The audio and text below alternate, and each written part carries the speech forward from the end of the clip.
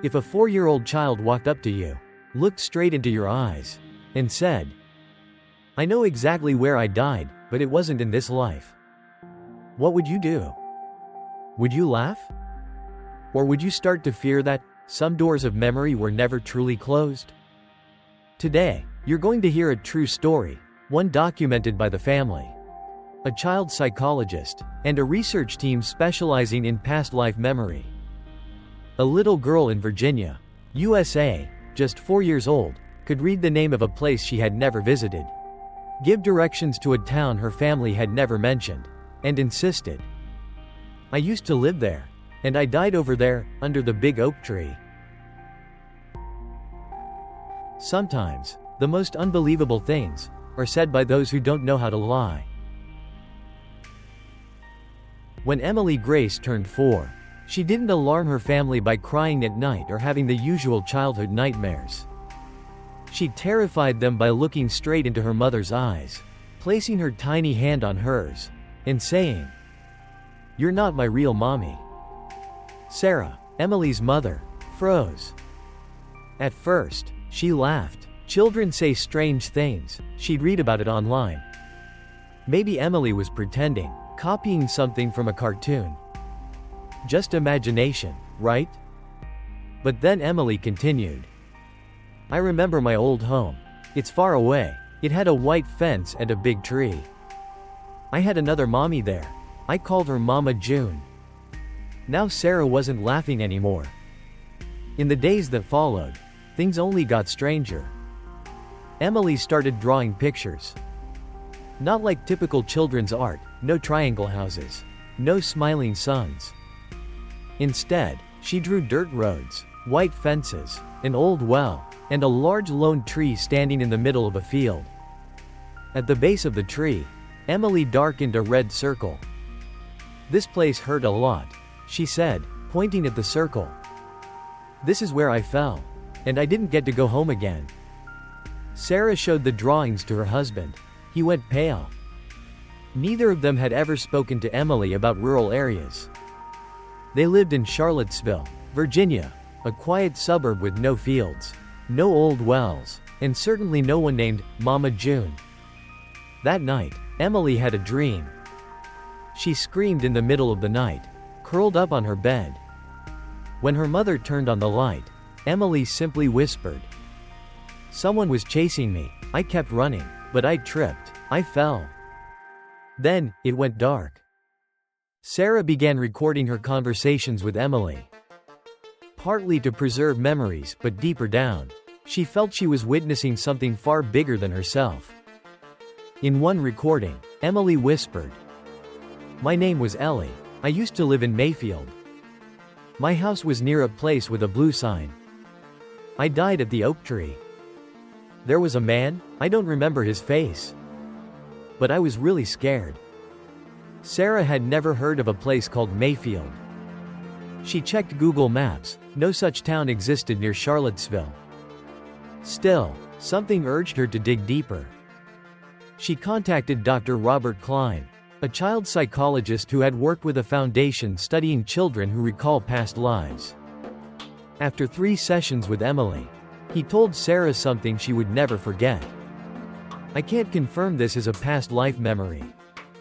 But she uses language far beyond her developmental age, has unexplainable spatial memory, and shows very real emotional reactions when recounting her experiences. If this is imagination, it's an extremely rare form." Sarah shared the story with her father, Emily's grandfather. While combing through old maps and archived records at the local library, he found something unexpected. Mayfield, a small town in West Virginia, existed until 1957, when it was dissolved and absorbed into a neighboring county. Near it was a road named Elk Creek Road, and at the end of that road, according to records, stood a lone oak tree.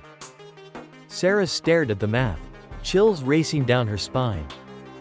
She played back another one of Emily's recordings. "I don't want to go back there. But I know I have to.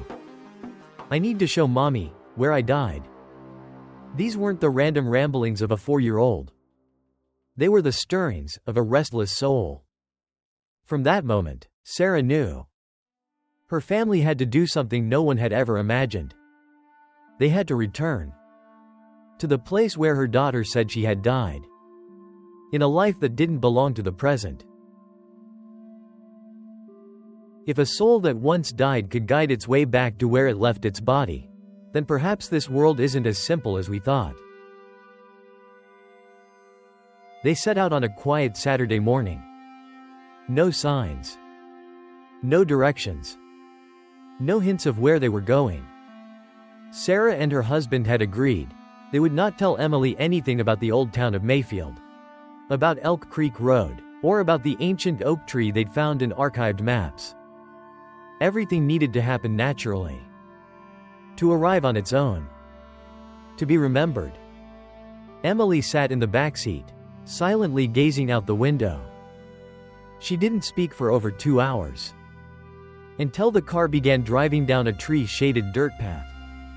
Suddenly, Emily sat up straight. She whispered, "I know this smell." Sarah turned slightly. "What did you say?" "The wind here is different. It smells like before.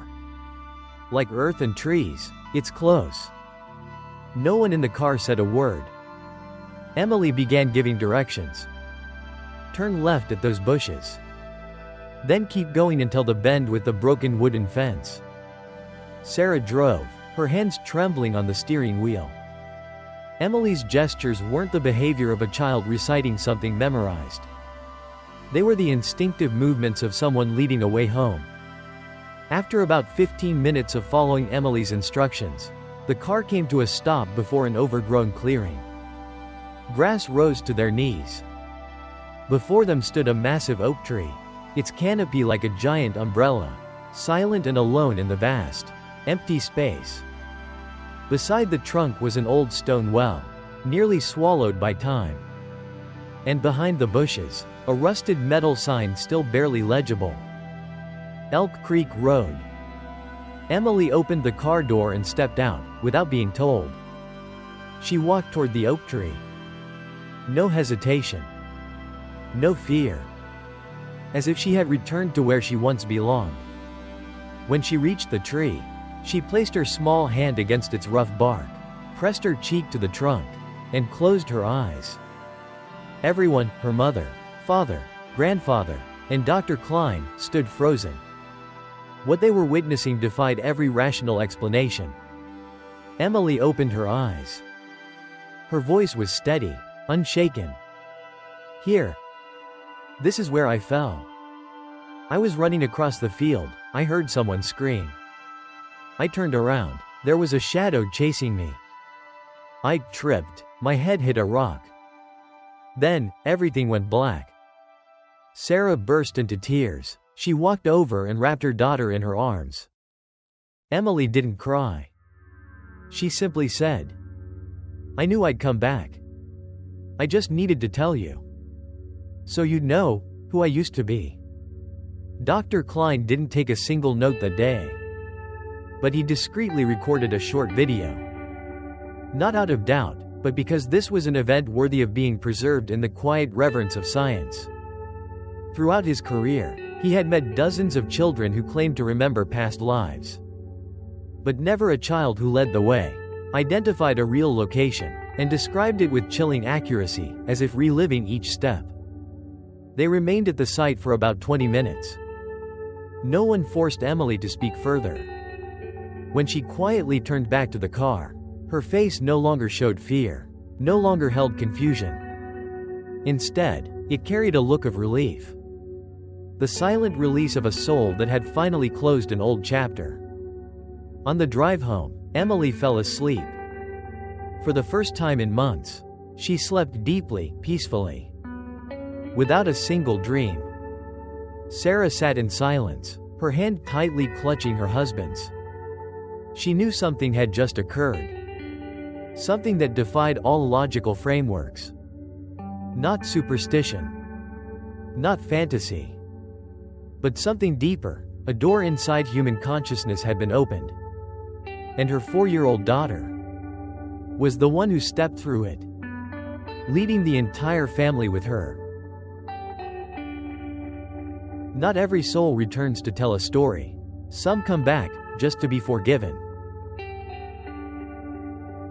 After the journey to West Virginia, Emily was no longer the little girl haunted by nightmares. She no longer woke up crying in the night. She stopped whispering about the man in the field, or the last oak tree. She no longer mentioned Mama June. No more questions about the town of Mayfield. Strangely, and peacefully, she returned to being just a child. Sarah, once the panicked mother drenched in sweat on countless nights, now found herself afraid again. Afraid of how silent Emily had become. She asked her daughter, "Do you still remember the oak tree?" Emily shook her head. "Not really. I just remember I said what I needed to say. I got to go home, for real." Sarah wrote that sentence in her journal, her handwriting trembling. Sometimes, healing doesn't come from understanding, but from accepting that a part of yourself no longer needs to understand. Dr. Klein stayed in touch. In his report to a specialized research group on past life regression, he wrote, "Emily's case is one of the few examples of non-suggested memory leading to a geographically, historically, emotionally, and behaviorally accurate location. Most notably, after completing the return journey, all symptoms of fear, trauma, and distress disappeared, without therapy or hypnosis. Perhaps the act of remembering and being witnessed became the therapy itself." Emily grew up like any ordinary child, but with one difference. She never forgot the feeling of having lived another life. At age 9, she asked her mother, "Mom, if I already died once, why was I allowed to come back?" Sarah didn't know how to answer. But then she looked into her daughter's eyes. The same eyes that had once wept in terror over not wanting to return to the field. And she said, "Maybe you came back because something was left unsaid. Something unfinished. And you did it." Emily smiled. "I'm not afraid of dying anymore." No one in the family ever doubted that what happened was an inseparable part of Emily's life. But to outsiders, it remained a strange tale. Believe it or don't, it's up to you. Sarah knew that. She never tried to convince the world. Instead, she wrote everything down. The recordings, the drawings, the journals, the fateful trip to West Virginia. And turned it into a handwritten book titled, "The One Who Had Died: A Child's Journey to Remember Herself." The book was never published. Sarah printed only a few copies. One for Dr. Klein. One for her father, Emily's grandfather. One for her daughter, a gift for her 12th birthday. And one copy she kept in her nightstand drawer, untouched. So that if one day, she said, someone else remembers, they'll know they're not crazy. When Emily turned 14, she began writing a journal of her own. One day, Sarah stumbled upon a page left open, not hidden. People always ask, who am I? But the better question is, who have I been, and what in me still needs forgiveness? I don't think I came back to prove reincarnation is real. I came back to learn how to forgive something I couldn't understand in that life. And when I touched that oak tree, I forgave myself. Sarah cried. Not out of sadness, but because, for the first time, she realized something. Sometimes, a soul doesn't return out of attachment. It returns because it chooses to. To heal. To close a loop. To speak what had been buried for far too long in the dust of death. At 17, during a school presentation titled, A Life-Changing Experience, Emily was invited to speak. She held the microphone, looked into the spotlight, and said, "I once died. I once fell beneath an oak tree, in a life that no one here remembers. But I came back. Not to recount tragedy, but to tell myself, I deserve to keep living." If you've ever been afraid without knowing why, ever hated a place you've never been, Ever dreamed the same thing over and over and couldn't explain it? Maybe, just maybe, you're remembering something not from this life. And if so, you're not crazy. You're just a soul, closing a story that never ended. Her final words silenced the room. No applause. No laughter. Just a strange sense of shared stillness. As if everyone had just heard a part of themselves spoken aloud. You've just heard the true story of a child who remembered where she once died. A story that doesn't try to convince you to believe. It only invites you to listen. With that part of your heart that logic can't reach. If you've ever had a lingering dream, an unexplained fear, or a glance that made your chest ache for no reason, maybe, just maybe, you too carry a memory that was never fully closed. Subscribe to this channel to follow more stories about reincarnation, past life regression, and the journeys of souls who haven't yet let go. Because maybe, one day, you'll remember something that didn't happen in this lifetime.